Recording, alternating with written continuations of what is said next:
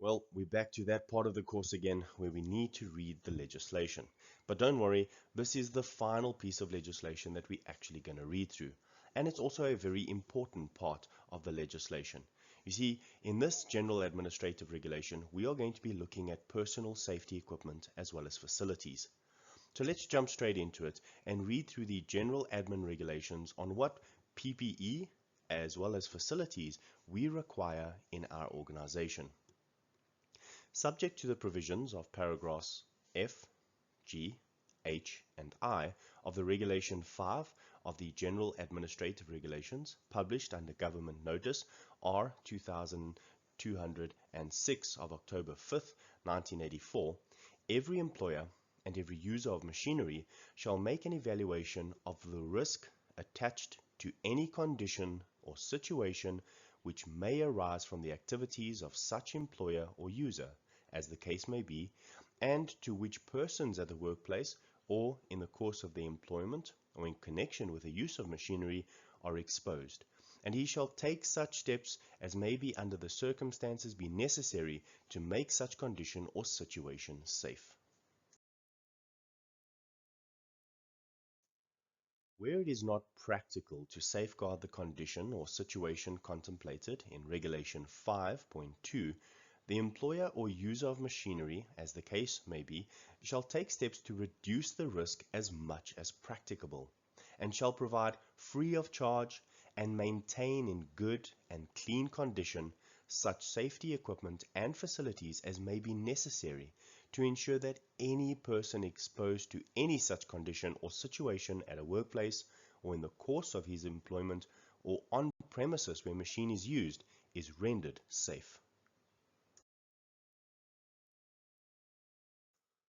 Taking into account the nature of the hazard that is to be encountered without derogating from the general duties imposed on employers and users of machinery by sub-regulations 2.1 and 2.2, the safety equipment and facilities contemplated in sub-regulation 2.2 shall include, as may be necessary, suitable goggles, spectacles, face shields, welding shields, visors, hard hats, protective helmets, caps, gloves, gauntlets, aprons, jackets, capes, sleeves, leggings, spats, gaiters, protective footwear, protective overalls, or any similar safety equipment or facility of a type that will effectively prevent bodily injury.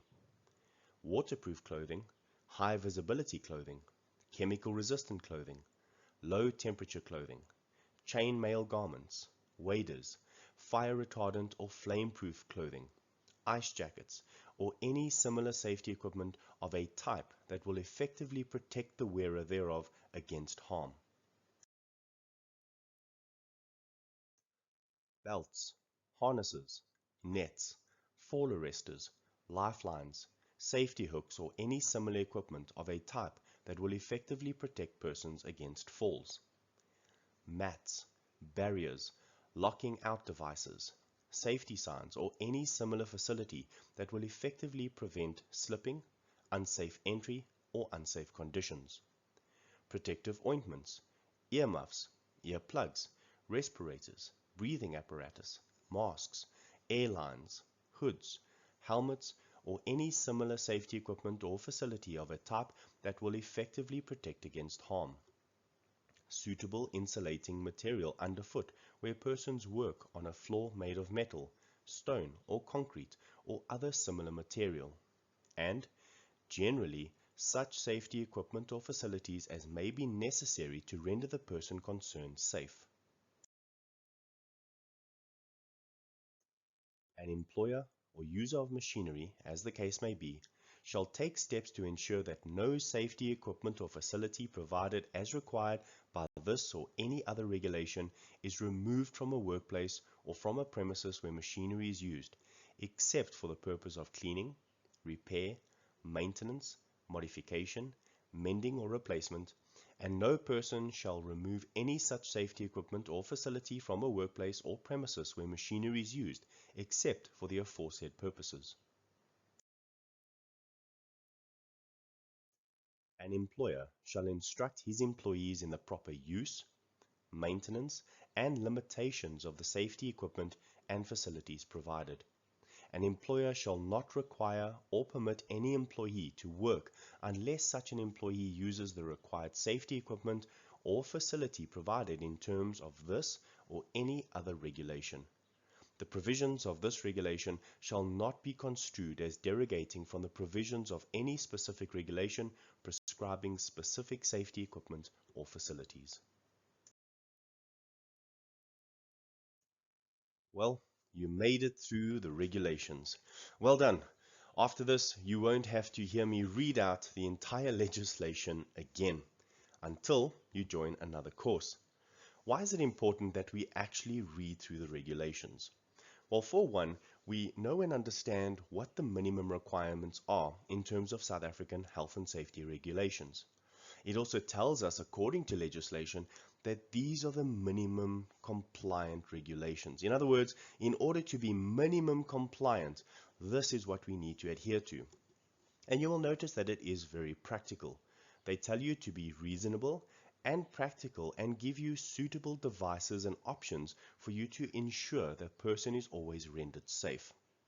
Now, when it comes to personal safety equipment and facilities, these are in a line of additional hazard identification and risk assessment management tools. Remember to always go along with your hierarchy of control before resorting to personal safety equipment. Although it is mandatory to wear hard hats, goggles, gloves, earmuffs, or any other type of personal protective equipment, it is important to ensure that the management and mitigation of risk starts at the hierarchy of control. So, if you have not yet done so, perform a proper risk assessment by using the course prior to this one, as well as the continuous risk assessment program and how to perform a continuous risk assessment in the course after this one. Now, when it comes again to personal safety equipment and facilities, to enter certain areas, a worker should at least wear a safety hat, overalls, long trousers, and safety shoes or boots. These are sometimes general requirements for some of the sites that we go to. These areas then are normally specified, and protective clothing is then issued to the worker free of charge. For various other activities, special safety equipment should be supplied, like where noise levels exceed 85 decibels, and thus the need for earmuffs or earplugs should be used. This is also in the case of using portable electrical tools. Even if you are using it for a specific short period of time, you still have to check whether the noise emitted from that machine is going to exceed 85 decibels. In that case, you will have to issue earmuffs and earplugs for that specific task, and not just for the site in general. Spectacles with toughened lenses and sight shields can be used when grinding work is done, or when flying objects or chemicals might be present. Goggles can be used when containers of chemicals are opened, in the presence of flying objects, or when handling glass apparatus in a laboratory. When working with corrosive materials or acids or very hot material, it is best to use a full-faced shield. Sometimes it is also advisable to wear goggles or spectacles together with a face shield. Now, there are various types of hand protection available, such as gloves, which we would use when a person has sharp edge plates or a selection of iron. They would use leather gloves. But leather gloves are not practical when working with chemicals because they can become saturated, and so we would want to use the suitable type of PPE for the specific job that we are doing. Now, this brings us to a very important part of PPE.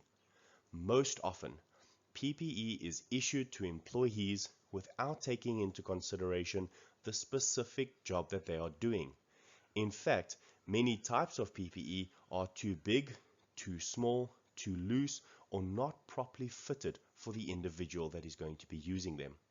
Remember, when PPE and facilities are required for a job, they need to be appropriate, properly fitted, and cared for by the employer and the user. Let us take a look at some personal safety equipment, starting with overalls. Overalls should be worn at times on site to protect you from scratches and bruises, or any form of chemical or dust that may cause skin irritation or harm to the body. They must always be kept clean and looked after by you, the person in charge of your PPE. To get a new overall, the old one should be returned so that a new overall can be issued. Safety boots or gum boots. Safety boots are compulsory on all sites, and you may not work on site without safety boots. You should actually wear socks with your boots, otherwise you may contract foot diseases and sores on your feet. It is up to you to look after your safety boots, keep them clean, and prevent them from being stolen or lost.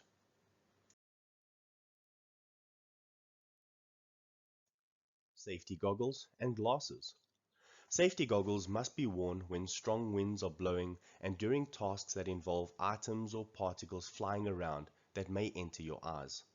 The strap on the goggles must be firmly secured around your head, and if the goggles mist up during your work, you must clean them regularly so your visibility isn't affected. Again, it is up to you to keep the goggles from being scratched, keep them clean and in good condition, and keep them from being lost or stolen. Hearing protection must be worn at all times on high noise areas, whether or not you are the one performing the work that is causing the noise. Everyone in the area of noise must have hearing protection on, and earplugs must be pushed firmly into your ears to prevent the noise from entering. If you can still hear a human voice, the plugs are not being worn properly. Earmuffs must cover your whole ear.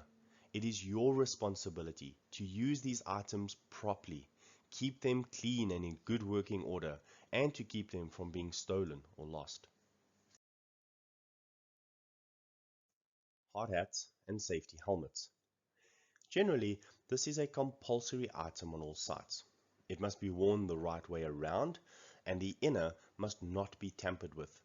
It should be adjusted so that it fits tightly on your head and cannot fall off.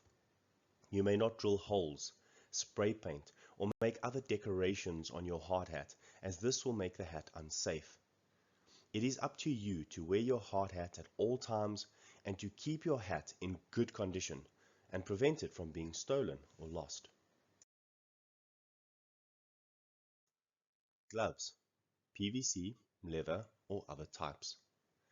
Gloves are issued to you to protect your hands while handling and working with materials on site. You must wear them to prevent injuries to your hands and arms while working. It is your responsibility to keep your gloves in good condition and keep them from being stolen or lost. When you require new gloves, the old ones must be handed and swapped for new ones. Dust masks and respirators. Dust masks and respirators are issued to you to protect your lungs while working with dusty or hazardous materials on site. You must wear them to prevent occupational diseases. And remember again, it is up to you to wear your PPE and keep these items in good condition, as well as keep them from being stolen or lost.